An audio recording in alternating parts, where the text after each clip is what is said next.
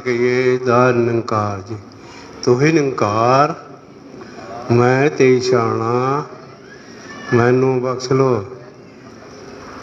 गुर सिख दा बस इन्ना करतव आपा अर्पण कर देवे, कहे अवतार गुरु दा काम है खाली झोली भर देवे। शब्द आगे भी लिखा हुआ है, जिस गुर सिख नू निवना फुले उत्थे गुरु खिलौना नहीं, कहे अवतार ऐसे गुरसिख दे नाल गुरु ने होना नहीं। अब हमने देखना है गुरु को साथ में रखना है या हमने गुरु से दूर होना है। साथ दी संगत सुख के जीवन विच कर दे हरियाली है, भुख नंग दा नाश करेंदी आ जाती खुशहाली है। इन्हें सुंदर सुंदर शब्द आप महात्माओं के लिए बाबा जी ने कलमबंद किए हैं। वाकई अभी महात्मा सत्संग के बारे में कह रहे थे, कुछ ऐसा दौर भी है, कुछ सेवा का भी दौर चल रहा है। सतगुरु माता समागम जी में संत महात्मा सेवा करने के लिए जा रहे हैं। सच्चे बादशाह के चरणों में यही अरदास कामना बनती है कि गरीब नवाज जो भी संत महात्मा आपके पास सेवा करने के लिए आ रहे हैं उनको तंदुरुस्ती बख्शना, निरोगता बख्शना, जीवन में खुशहालियाँ बख्शना।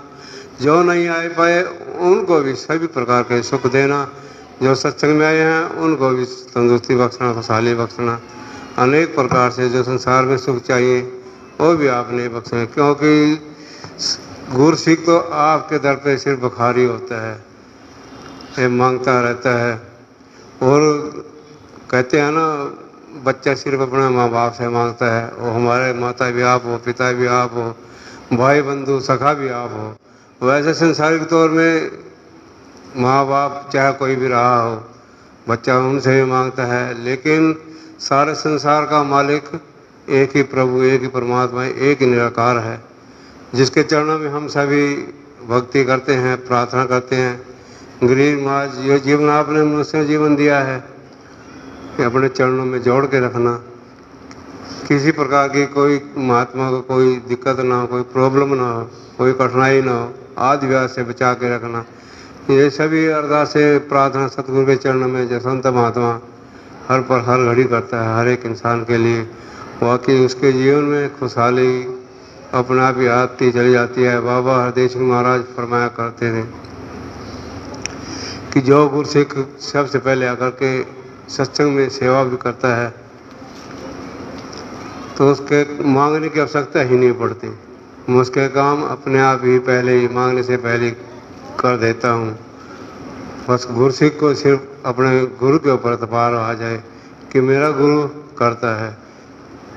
एक बार में भी आता है, करते हो तुम बाबा जी मेरा काम, नाम मेरा होता है करते हो तुम सब काम, क्योंकि यही करता है, इसके बिना कोई नहीं कर सकता। मैं यहाँ से वहाँ तक चलता हूँ, ऐसी कौन सी शक्ति है जो मुझे यहाँ से वहाँ तक ले जाता है? ये सिर्फ एक निराकार शक्ति है। हम तो कुछ भी नहीं है, एक मिट्टी के पुतले हैं जो कैसे कैसे किस किस प्रकार से आपने गढ़ा है, बनाया है, हर एक जीव को बनाया है इस मिट्टी से, और आपको मानव तन दिया है, और इस मानव तन में आकर के आपने इस प्रभु परमात्मा को जाना है, जिसकी तलाश में संसार भी घूमता रहा है और हम भी घूमते रहे हैं। अभी भी हम भी संसार में से बाहर तो नहीं है।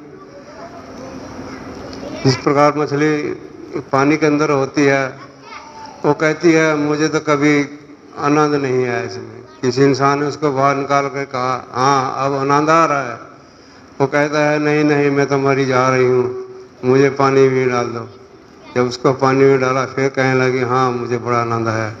इसी प्रकार मनुष्य की हालत है, जब मनुष्य जब इस परमात्मा को जान लेता है, इसको मान लेता है वाकई ये मेरा रहबर है, मेरा सतगुरु है, दुनिया का मालिक है, करता है, ये सबकी पालना करता है, सबके रचिता है, इसके बगैर कोई भी इधर उधर नहीं जा सकता। जो कुछ भी हो रहा है इसके हुक्म से होता है, और जो कुछ भी होगा इसके हुक्म से होगा, जो कुछ हो गया वो भी इसके हुक्म से हो गया। और कृपा करो हम सब के लिए अरदास कामना करें, भले ही कामना करें।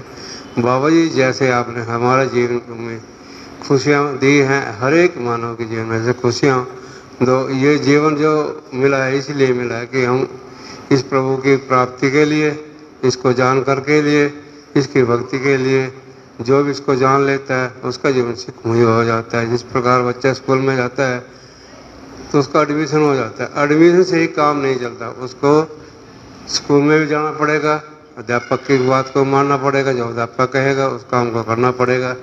इसी प्रकार ये ब्रह्म ज्ञान है, ये भी एक एडमिशन है।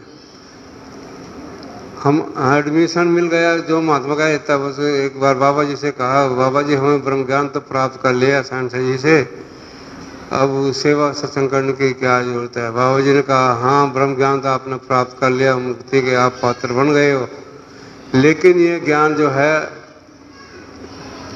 सेवा सत्संग सिमरन अगर आप करते रहोगे ये तभी टिक रहेगा, नहीं तो ज्ञान मेरे पास वापस आ जाएगा।